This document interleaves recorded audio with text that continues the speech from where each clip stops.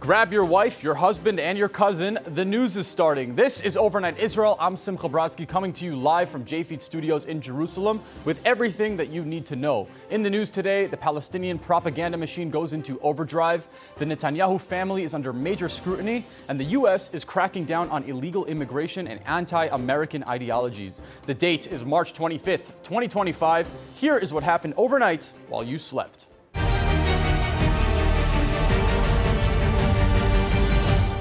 The top story on both Israeli news and the Palestinian media network. The IDF pulled off an airstrike yesterday on March 24th, taking out Hossam Shabat, a supposed journalist that they say was a Hamas sniper.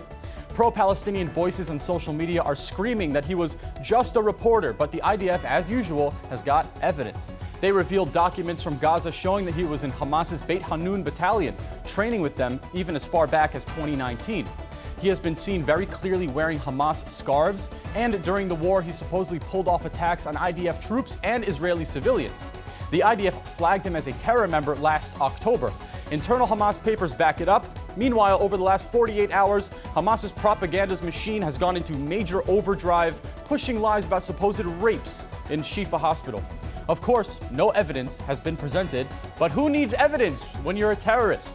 You just say what you want, and you know that half the world will believe you without questioning anything. And guess who's been leading the propaganda push? None other than Al Jazeera, who claimed that Shabat was one of the last journalists in North Gaza. The IDF says it has even more proof than that. Al Jazeera is tangled up with Hamas terrorists.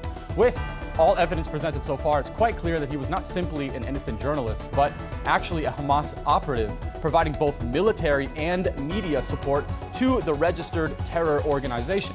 It's incredible how at such a young age, he's willing to put his life at risk in just a simple attempt to slander Israel. Speaking of propaganda, a now famous pro-Palestinian documentary titled No Other Land has been in the headlines recently after it won an Academy Award and an Oscar.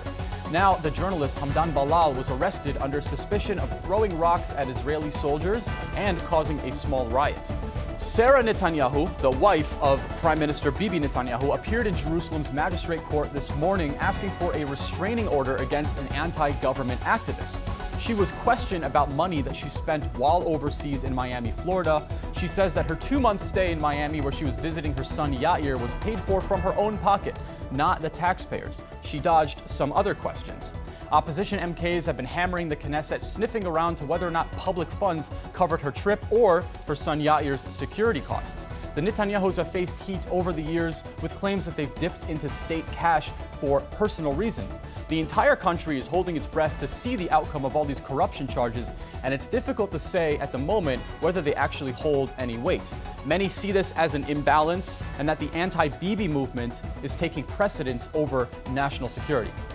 Defense Minister Israel Katz is throwing punches at IDF Chief of Staff Lieutenant General Eyal Zamir. It started when Katz called out Zamir in the media over a reserve officer, Brigadier General Oren Solomon, who was put under investigation for, quote, severe security violations. Solomon says that it's payback for his October 7th probe, blaming top IDF officials. Katz told Zamir to check the military advocate general's conduct. Zamir fired back, saying that he doesn't take orders through the press, and Katz doubled down, saying that he can give orders any way that he wants. He's calling Zamir's response just unnecessary and inappropriate. This is yet another signal that the government here in Israel is fragmented like crazy. Up north, police grabbed a mayor and his deputy on suspicion of electoral fraud and bribery. No names yet, but they'll be questioned later today. More on that as it unfolds. Now, a quick U.S. update. An interesting case has hit the Brooklyn courts.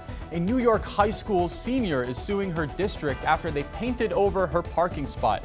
She had decked it out with a watermelon slice and a keffiyeh design, which are symbols tied to Palestinian support, plus the words, "Peace be upon you," in Arabic. She's claiming that it's a free speech violation, and she's claiming emotional trauma. However, Jewish students at Columbia University have filed a lawsuit against the college for facilitating what they claim to be an anti-Semitic environment. Another wild story, a man in Texas opened fire on his own home while supposedly hallucinating on some kind of substance. After a quick investigation, he was found to have been in the United States illegally. Now, Trump wants to strengthen the vetting process for getting green cards in the States, and one way is to take a look at the applicants' social media to see if their interests truly align with those of the United States. Well, sadly, the Israeli side has never been great when it comes to fighting pro-Palestinian propaganda, who simply push lies and attempt to erase history thinking that nobody will notice. Unfortunately, we're still fighting amongst ourselves as well, and that also needs to stop. But the IDF, as usual, come with receipts for almost everything. But the world doesn't care. As usual, the Jewish state stands in a position where we can't afford to back down.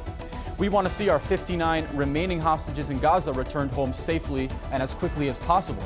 The world feels more and more small every single day, and everyone seems to have an opinion on world politics and opinions on places that they've never even visited. Crazy times here on planet Earth. For JFeed.com, live from JFeed Studios here in Jerusalem, I'm Simcha Brodsky. This has been Overnight Israel. Catch you tomorrow.